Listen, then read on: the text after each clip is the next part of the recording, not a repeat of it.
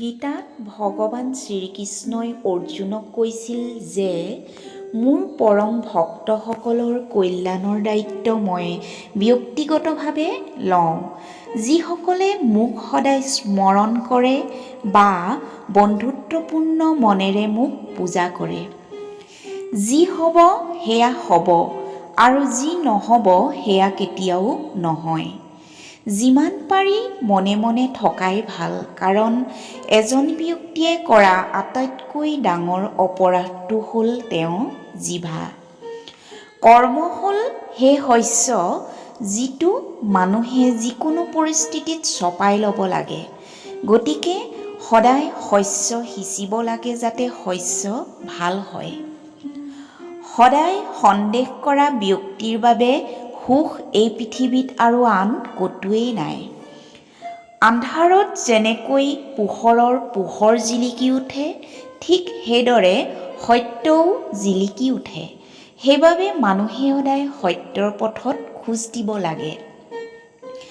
মানুহে যেনেকৈ পুৰণি কাপোৰ পেলাই নতুন কাপোৰ পিন্ধে, ঠিক সেইদৰে আত্মাই পুৰণি অসাৰ শৰীৰবোৰ পেলাই নতুন দৈহিক শৰীৰ পিন্ধে। কোনে কি কৰি আছে, কেনেকৈ আৰু কিয় কৰি আছে, এই সকলোবোৰৰ পৰা যিমানেই আঁতৰি থাকিব সিমানেই সুখী হ'ব। যেতিয়া এজন বুদ্ধিমান ব্যক্তিয়ে সম্পৰ্ক বজাই ৰখা বন্ধ কৰে, তেতিয়া বুজিব যে তেওঁৰ আত্মসন্মানত নিশ্চয় ক'ৰবাত আঘাত পাইছে। যাৰ ওপৰত আপোনাৰ অধিকাৰ আছে তেওঁৰ প্ৰতি আকৰ্ষিত হওক, আৰু যাৰ ওপৰত আপোনাৰ কোনো অধিকাৰ নাই তেওঁৰ প্ৰতি আকৰ্ষিত হোৱা উচিত নহয়। যিসকলে আনৰ সমস্যা বুজি পায়, যিসকলৰ মমতা আছে, তেওঁলোকৰ হৃদয় ভাল, তেওঁলোকে পুনৰ জন্ম ল'ব নালাগে। এজন জ্ঞানী ব্যক্তিৰ বাবে লেতেৰাৰ থোপা, এটা শিল আৰু সোণ সকলো একে। তোমাৰ কৰ্মই তোমাৰ পৰিচয়, নহ'লে এটা নামেৰে হাজাৰ হাজাৰ মানুহ আছে।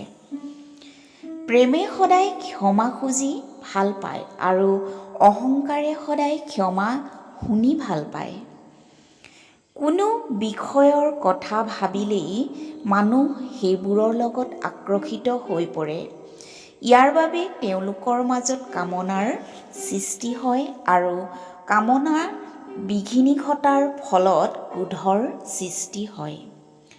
ভগৱান শ্ৰীকৃষ্ণই কৈছে, মানুহে পৰিণামৰ কথা চিন্তা নকৰাকৈ নিস্বাৰ্থ, ন্যায়পৰায়ণ আৰু লোভ নোহোৱাকৈ নিজৰ কৰ্তব্য মানি চলিব লাগিব।